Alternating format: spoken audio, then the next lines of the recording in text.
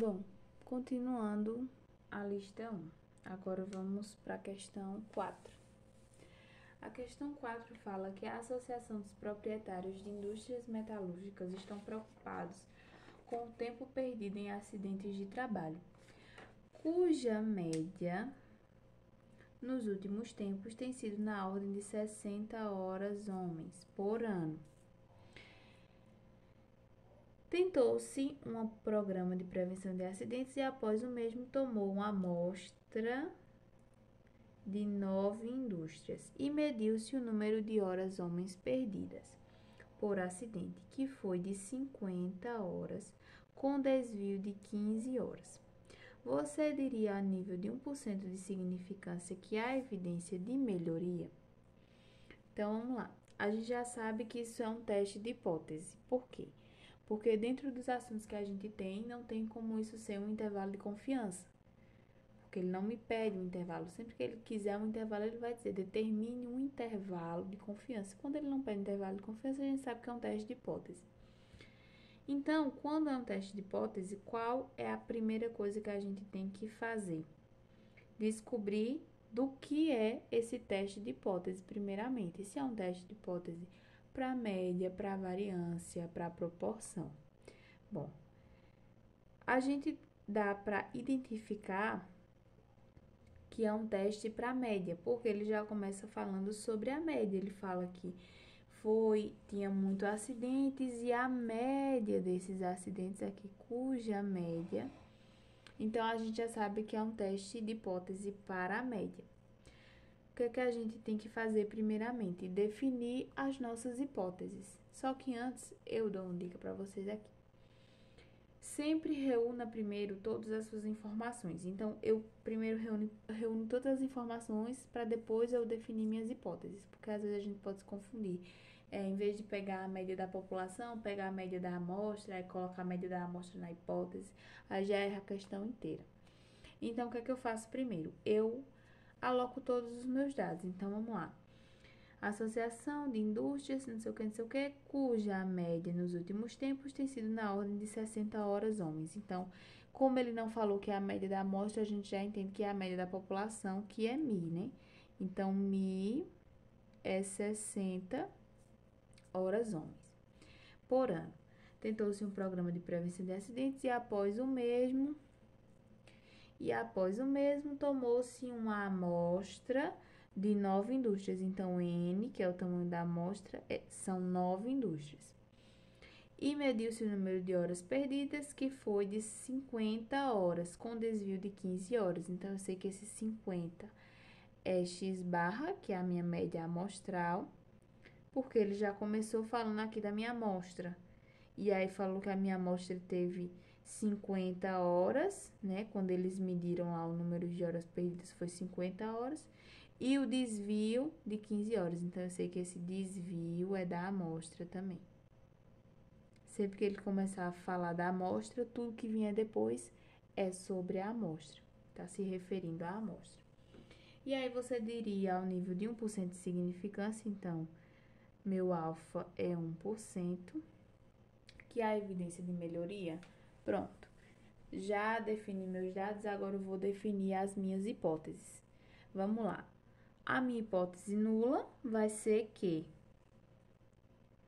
a média de horas perdidas é 60 horas.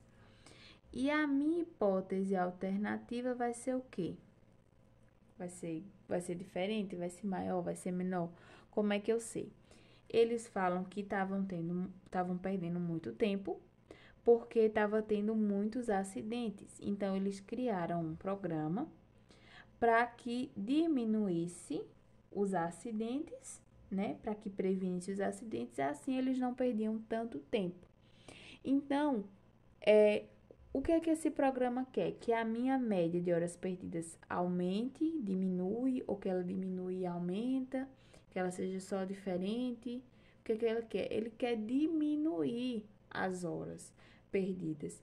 Então, a minha hipótese alternativa vai ser, eu vou testar para saber se diminuiu. Então, vai ser Mi menor que 60, certo? essa aqui são as minhas hipóteses. E aí, eu vou mudar os dados para a gente poder responder a questão, só que de uma forma diferente, para não ficar igual, né? Porque eu não posso dar a resposta a vocês. Então, no exemplo que eu vou usar, aqui na questão, a média da população é 60. No exemplo que eu vou usar, a minha média vai ser 90, certo? Aqui na questão, o N, que é o tamanho da amostra, é 9. No exemplo que eu vou usar 14, tá bom? Aqui o meu x barra é 50. No meu exemplo, eu vou usar 75. O meu S é 15, mas no meu exemplo eu vou usar 23. E a confiança vai continuar, a significância vai continuar sendo 1%, certo? Então, a gente só vai mudar os dados. E aí, a hipótese eu vou mudar também, né? Porque aqui a hipótese tá dizendo que mi é 60 e no meu exemplo eu vou usar mi igual a 90. Então, eu também vou mudar as hipóteses, mas a hipótese vai dizer a mesma coisa, que vai mudar é só o valor.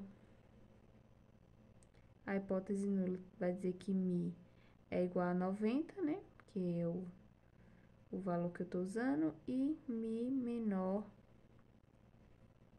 que 90. Pronto.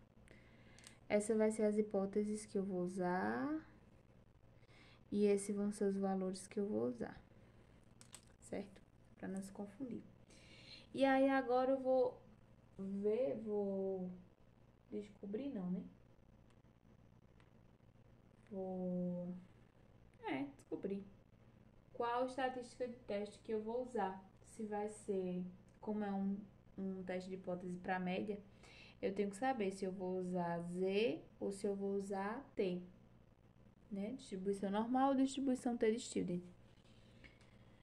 Vamos analisar, né? Qual vai ser. Eu sei que eu não tenho o desvio padrão da população, que é sigma. Sigma aqui nesse caso é desconhecido,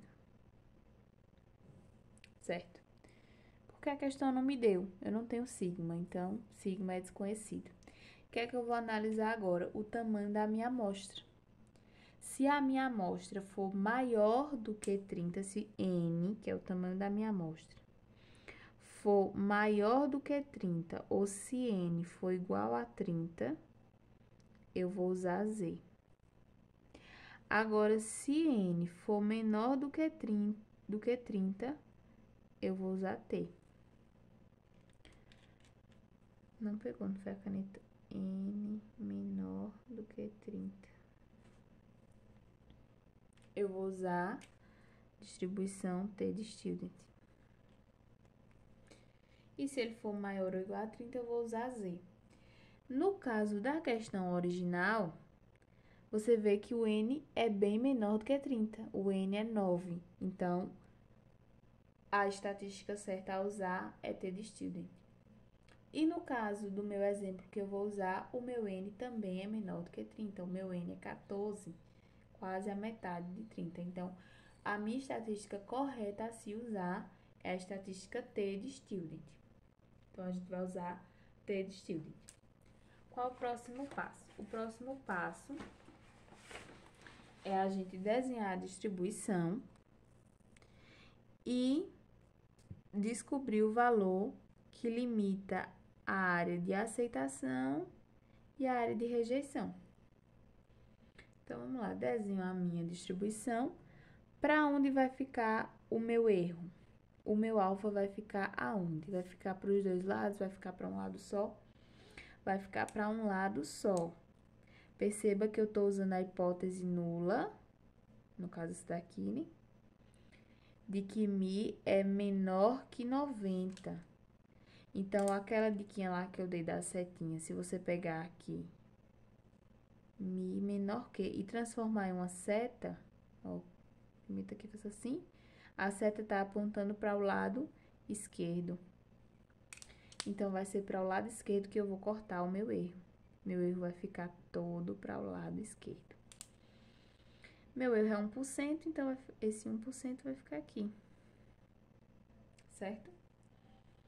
Vou entrar na tabela T de student e para descobrir este valor aqui, eu vou entrar com alfa, que nesse caso alfa é 0,01, e vou entrar com grau de liberdade, né? Que a gente chama de GL. O grau de liberdade é N-1. N-1. No meu caso, o meu N que eu estou utilizando aqui é 14. Tá vendo aqui? 14. Então, o meu grau de liberdade vai ser 14 menos 1, que é 13. Eu vou entrar na tabela com alfa 0,01 e GL igual a 13. Quando eu entrar na tabela com esse valor de alfa e esse valor do grau de liberdade, eu vou encontrar o valor do meu T crítico, né? A gente chama de T crítico.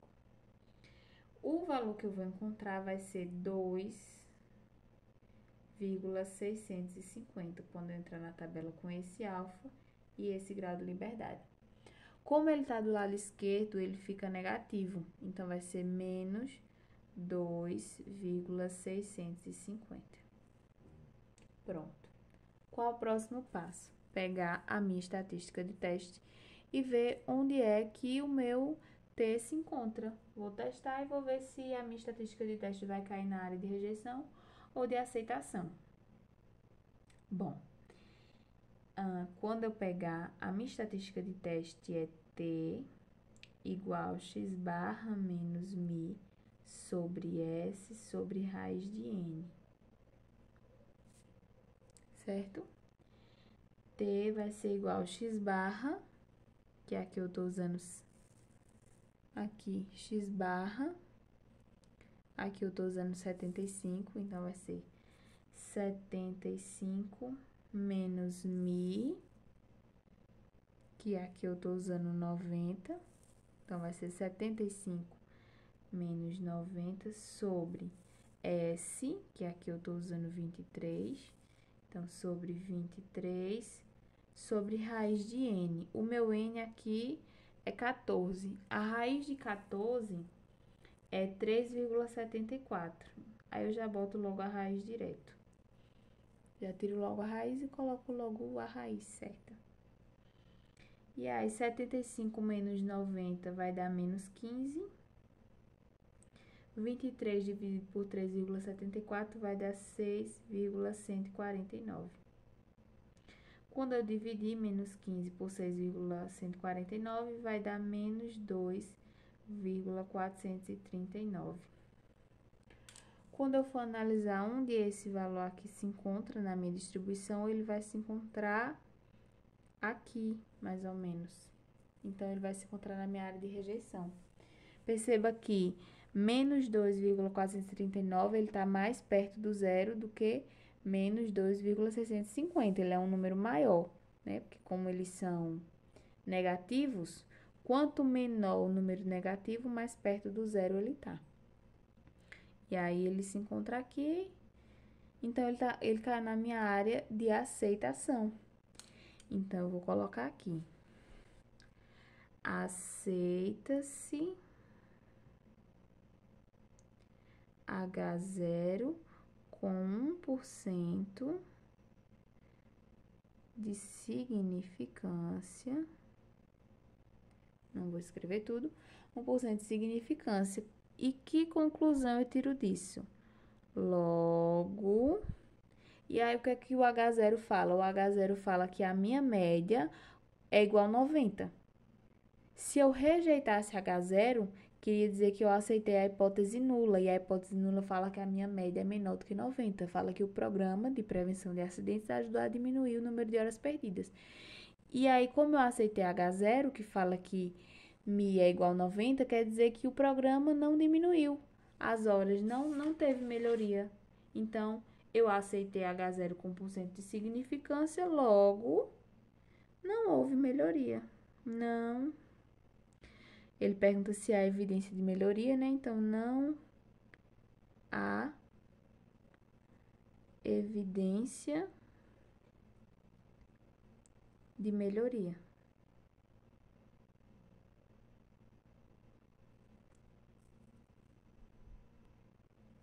Agora a gente vai para a questão 5. A questão 5 fala que um comerciante afirma que pelo menos 20% do seu público prefere 20% do público preferem seu produto. Uma amostra de 100 pessoas é escolhida para checar a afirmativa com nível de significância de 5%. Qual a porcentagem amostral para que a afirmativa seja falsa? Então, vamos lá. Peraí, vamos raciocinar. Um comerciante afirma que pelo menos 20% do público prefere o seu produto. Uma amostra de 100 pessoas foi escolhida para checar essa afirmativa com 5% de significância. Qual a porcentagem amostral para que a afirmativa seja certa? Quando você vê esse porcentagem amostral, então a gente já sabe que a gente está falando sobre uma proporção. E aí vai ser um teste de hipótese para proporção, só que vai ser um teste de hipótese diferente, porque ele não quer saber se eu aceito ou se eu rejeito. Ele quer saber qual a porcentagem amostral que vai me dar a rejeição da hipótese nula, né? Qual é a porcentagem amostral que eu posso contestar essa afirmativa do comerciante. E qual é a afirmativa do comerciante? Vamos definir primeiro qual é a afirmativa do comerciante, que no caso vai ser o nosso H0. Qual a afirmativa do comerciante? Ele afirma que pelo menos 20%, então pelo menos, quando ele fala pelo menos, quer dizer que ou é 20 ou é mais do que 20, só não é menos que 20. Então, ele fala que a proporção, que é P é a proporção da população, certo? É maior ou igual a 20%. Pelo menos 20%. Então, é maior ou igual. Qual é a alternativa que vai de contra? Qual é a hipótese que vai de contra essa afirmativa? A hipótese alternativa que vai de contra é que a proporção seja menor que 20%. Certo? São as hipóteses. E aí ele quer saber qual é a porcentagem amostral que me faz rejeitar H0 e aceitar H1. Quando a gente pega a estatística de teste, Z igual P chapéu menos P sobre raiz de P vezes 1 menos P sobre N. P chapéu, se vocês voltarem lá no slide, P chapéu é a porcentagem amostral. E P, somente P, é a porcentagem da população. Então, ele quer saber qual é o valor de P chapéu que me faz rejeitar a hipótese nula. É isso que ele quer saber. E aí, ele me dá... O que é que eu faço agora, né? Eu vou alocar meus dados. Tô perdida, peraí, vamos alocar meus dados. Vamos lá. Eu tenho o valor de P, que ele me disse que é 20%. Eu tenho o valor de N, que ele me disse que foi uma amostra de 100 pessoas, então N vai ser 100 pessoas. E eu tenho a minha confiança, 95%, né? Porque o meu erro é 5%. Pronto, é isso que eu sei. E aí, eu vou fazer o quê? Eu vou mudar os dados para eu não dar a resposta a vocês, né? Então, eu vou mudar esses dados aqui. Eu vou pegar uma proporção populacional de 30%. Vou pegar uma amostra de 150 e continuar com a confiança de 95%. Significância de 5%. Pronto. Agora eu vou fazer toda a questão baseada nesses dados aqui, nesses aqui, que estão de azul, certo? Aí vamos lá. Qual é o próximo passo? Eu posso pegar e desenhar a minha distribuição, porque aí quando eu desenhar a minha distribuição, eu vou encontrar um valor de Z. E aí, se vocês olharem, quando eu encontrar o valor de Z, eu vou ter o valor de Z, vou ter o valor de P e vou ter o valor de N. Só vai ficar faltando o valor de P-chapéu. Então, eu vou poder jogar tudo na fórmula e descobrir o valor de P-chapéu.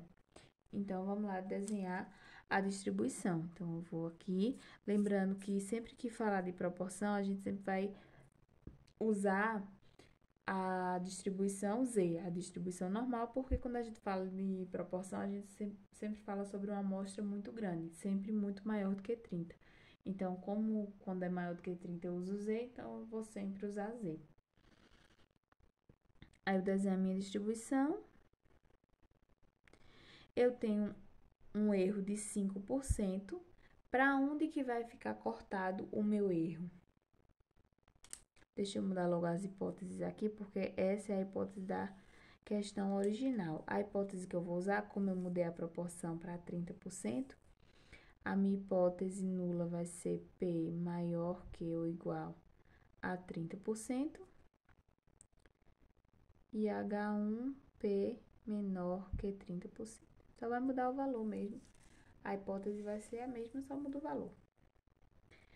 E aí, se eu observar direitinho, a minha hipótese nula, que é quem define para onde vai ficar o meu erro, ela está apontando para o lado esquerdo. Então, o meu erro vai ficar todo cortado do lado esquerdo. Certo? Meu erro é 5%, então vai ficar 0,05 aqui desse lado. Vou entrar com a área 0,45, né? E vou achar o valor de Z, 1,64. Como ele está do lado esquerdo, ele fica negativo, então fica menos 1,64, certo? Pronto, achei o valor de Z. Eu posso pegar esse valor de Z, jogar nessa fórmula para eu encontrar o valor de P-chapéu. Como é que eu faço isso? Vamos lá. Z é igual a P-chapéu menos P sobre raiz de P vezes 1 menos P sobre N. Não é isso? Eu tenho esse valor de Z aqui, eu vou usar aqui. Esse valor aqui. Então, lembre que ele está do lado esquerdo, ele é negativo. Então, eu tenho que colocar ele negativo na fórmula também.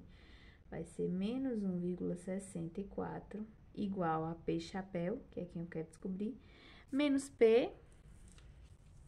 P aqui quem vai ser 30%. Quando eu pego 30% e tiro de porcentagem, vai ficar 0,3, né, ou 0,30, tanto faz, sobre raiz de P, que é 0,30, vezes 1 menos P. 1 menos P vai ser 0,70, né? 1 menos 0,30, 0,70. Sobre N, quem é N? Aqui o meu N que eu tô usando é 150, então eu vou botar aqui 150. Aí eu posso pegar e multiplicar extremos pelos meios, só que primeiro eu vou resolver toda essa parte aqui de baixo para ficar bem mais simples. Então, o que é que eu vou fazer? Quando eu pego 0,30 vezes 0,70, divido por 150, vai ficar raiz de 0,0014. O resultado dessa raiz é 0,037. Então, esse todo aqui de baixo é igual a esse daqui. Aí, vamos para cá. Eu vou reescrever essa parte, né? Menos 1,64 igual a P-chapéu menos 0,30 sobre, como eu já resolvi, eu sei que é esse daqui, então, 0,037. Agora, eu posso fazer a multiplicação extremos pelos meios. Vai ser P-chapéu menos 0,30 igual menos 1,64 vezes 0,037 vai dar menos 0,06068. Eu coloquei todos os números depois da vírgula e eu também indico vocês fazerem isso, porque aí o resultado dá mais exato. Aí vai dar esse número aqui. Eu pego, repito, P-chapéu, isolo P-chapéu, pego esse menos 0,30, tá diminuindo, eu passo somando. Então, vai ser menos 0,06068 mais 0,30. P-chapéu vai ser igual 0, quando eu pegar esse e somar com esse, vai ficar 0,23932. Achei o valor de P-chapéu para esse valor de Z aqui. Então, se o P-chapéu for esse daqui, ele vai cair exatamente nesse ponto aqui. Como é que eu sei disso? Eu vou provar que essa minha questão tá certa. Como é que eu faço? Eu vou pegar a minha estatística de teste agora e não vou colocar o Z, vou colocar o P-chapéu que eu encontrei. Aí, quando a gente fizer isso, ó, vou fazer de vermelho aqui para ficar diferente. Vou fazer de verde. Ficar diferente. É porque esse verde não aparece muito, não. Vou fazer de preto. Z igual a P-chapéu, que foi quem a gente encontrou agora, que é 0,23932 menos P, que é a população, a porcentagem da população, que é 30% aqui, né? Na questão original é 20, 0,3 ou 0,30, tanto faz, sobre esse resultado aqui vai ser o mesmo, né? Vai ser 0,30, ó, P, 0,30, vezes 1 menos P, que é 0,70 sobre N. Vai dar o mesmo resultado que deu aqui, Esse aqui. Vai dar a mesma coisa. Aí eu só repito pra gente não ter que calcular tudo de novo. Aí vai ser 0,037. Certo? Aí, esse menos esse vai dar menos 0,06068. Quando eu dividir por 0,037, vai dar menos 1,64, que é exatamente esse ponto aqui. Então, com isso, eu posso concluir que para ele cair na minha área de rejeição, ele tem que ser um número menor que 0,23932. Então, como é que eu dou essa resposta? Eu vou dizer assim. Para que a afirmativa seja contestada,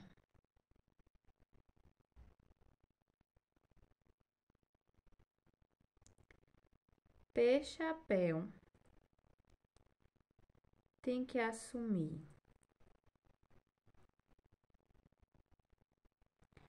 um valor menor que esse valor aqui. Então, vai ser menor que 0,23932. Qualquer valor que P-chapéu assumir que for menor do que esse daqui, ele cai na área de rejeição. E a gente pode até provar pegando um valor menor e testando.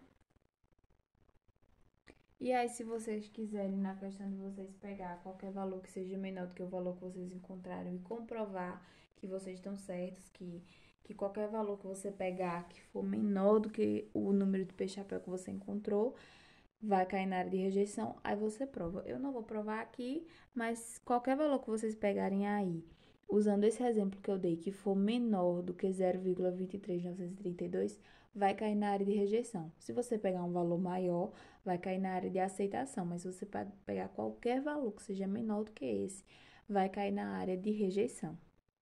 E aí a afirmativa do comerciante vai ser contestada, né? Porque vai cair na área de rejeição, a gente vai rejeitar H0 e vamos contestar essa afirmativa. Vamos dizer que essa afirmativa não é verdadeira. Agora vamos para a questão 6. A questão 6 fala que observou-se a produção mensal de uma indústria durante vários anos e verificou-se que ela obedecia à distribuição normal, com variância igual a 300. Variância igual a 300.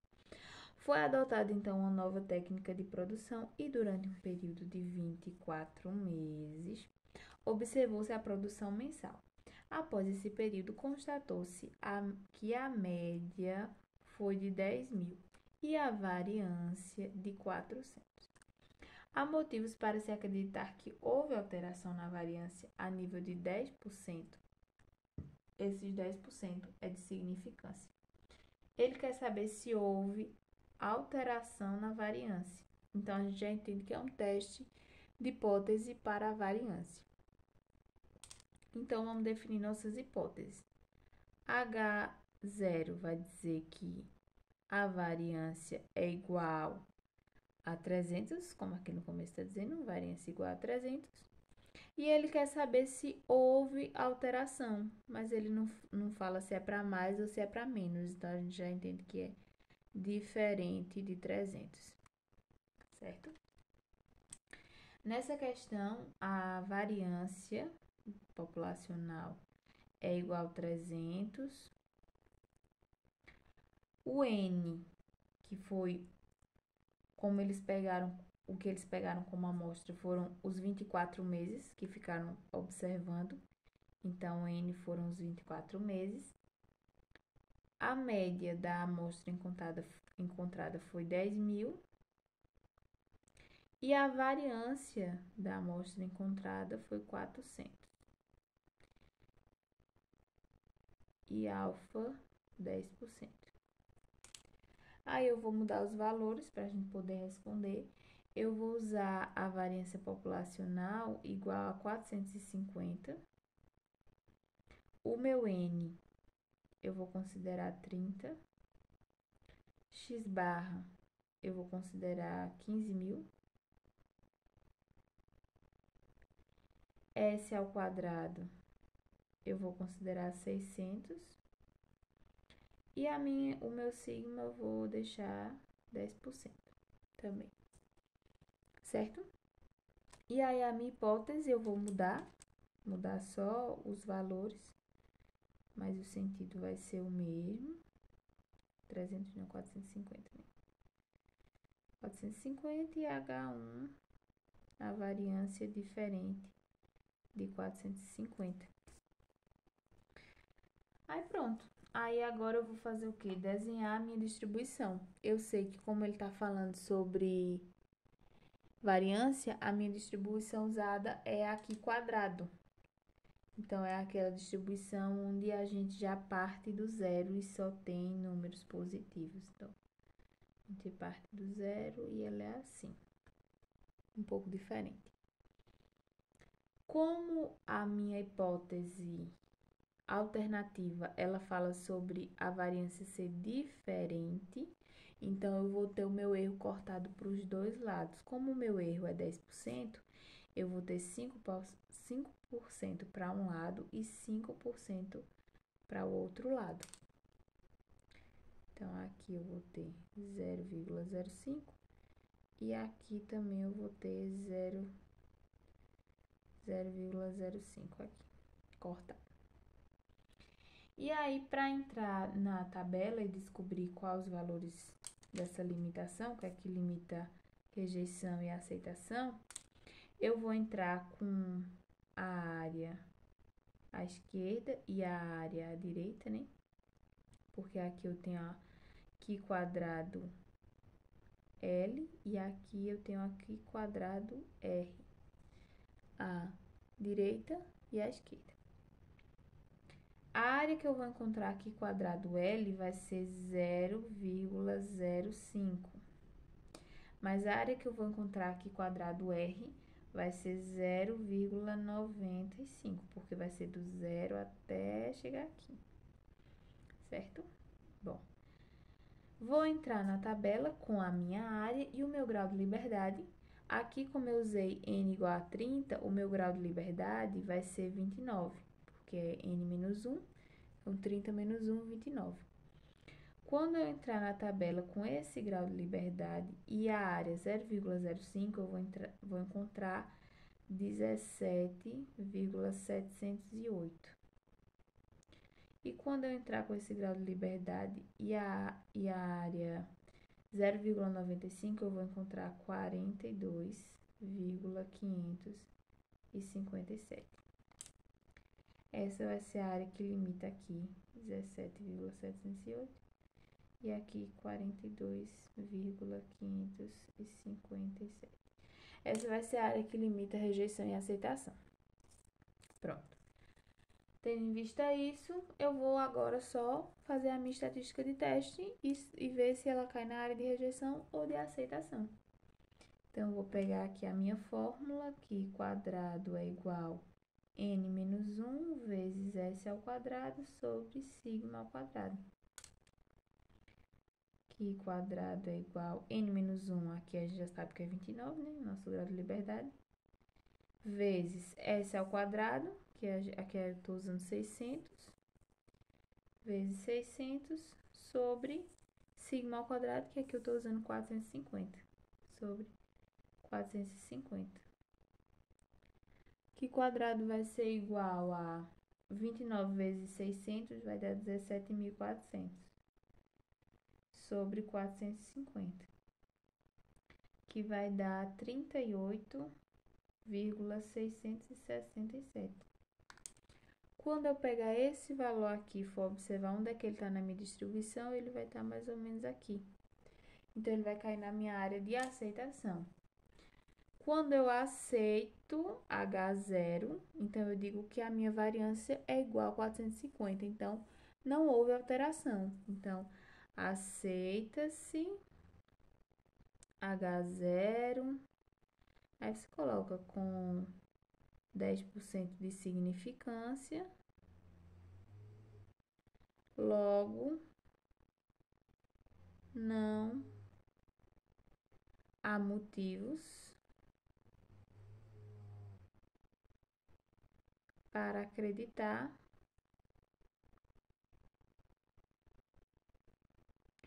que houve alteração.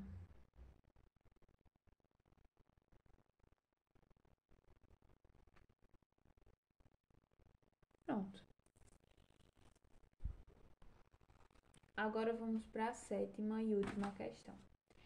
A sétima questão fala que você está convencido de que o salário médio de profissionais de uma área específica é alto.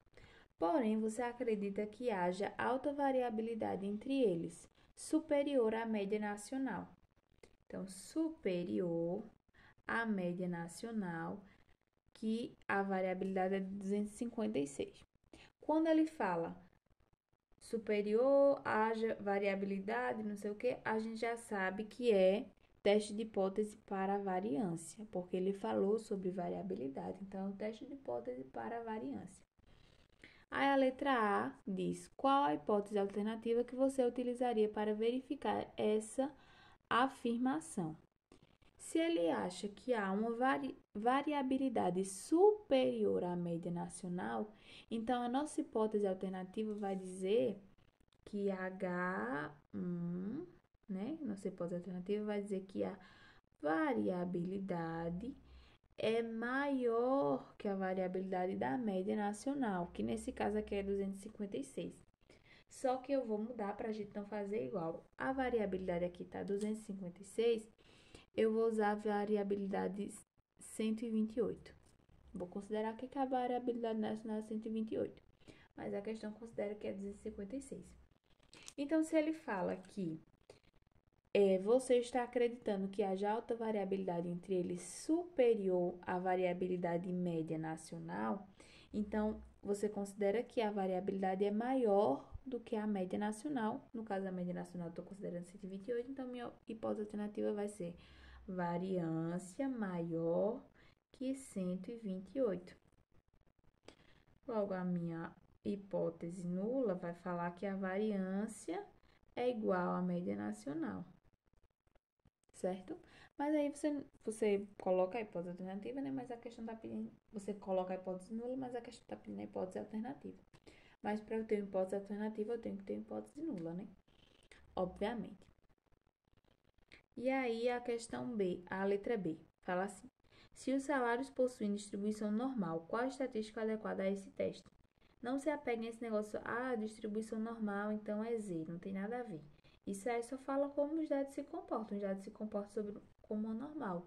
Mas eu estou fazendo um teste de hipótese para a variância. Então, qual é a estatística de teste que eu uso quando eu estou fazendo um teste de hipótese para a variância? Q quadrado. Então, eu vou falar que a estatística adequada a usar é a Q quadrado.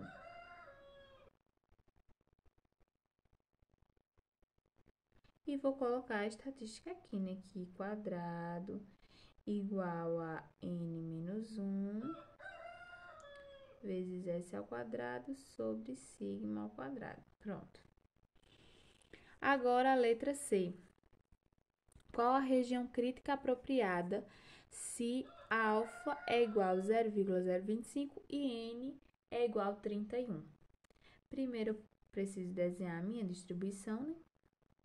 Que ela é assim. E como a minha hipótese alternativa está dizendo que a variância é maior que 128, perceba para onde a setinha está apontada, para o lado direito. Então, o meu erro vai cortar todo desse lado. Se o meu erro é 0,025, né? Eu vou entrar com a área do zero até o ponto. Então, a minha área, como está no esquerdo, né? Vai ser AR. No esquerdo não, tá do lado direito, vai ser AR. A minha área à direita vai ser 0,975, porque vai ser do zero até aqui, certo? O meu grau de liberdade, né, que eu vou entrar na tabela, vai ser 30, porque é n menos 1, meu n aqui é 31, então o meu grau de liberdade vai ser 30. Quando eu entrar na tabela com esse grau de liberdade e essa área, eu vou achar o valor daqui quadrado à direita, que vai ser 46,979. Esse é o valor aqui, 46,979. Esse é o valor que limita o que é rejeição e o que é aceitação. Pronto. Essa é a área crítica apropriada para esse valor de alfa e esse número da amostra, né? Tamanho da amostra. Agora vamos para a letra D. Você aceitaria ou rejeitaria H0 se a amostra resultasse em S igual a 350? Aí eu não vou considerar esse valor de S, tá? Para não ficar igual a questão. Eu vou considerar S ao quadrado igual a 175. E aí você aceitaria ou rejeitaria? Aí eu só vou pegar os meus valores e colocar na minha estatística de teste, né? Q quadrado igual a n menos 1. N é 31, menos 1 vai ser 30, vezes S ao quadrado, que aqui eu estou considerando 175, sobre sigma ao quadrado, que aqui eu estou considerando 128. Então, quando eu multiplicar 30 por 175, eu vou achar 5.250, dividido por 128, vai dar 41,015. Esse valor aqui, ele vai estar mais ou menos aqui na minha distribuição. Então, ele vai cair na área de aceitação. Então, eu aceitaria. Com 1% de significância. 1% não, 2,5%, né? 2,5% de significância. Logo, a gente pode perceber que não tem variabilidade nem maior nem menor. A variabilidade é a mesma. É a mesma que a variabilidade média nacional, não é diferente, não. E é isso, gente. Aqui a gente acaba a lista. Qualquer coisa vocês falem comigo. Um abraço e bons estudos.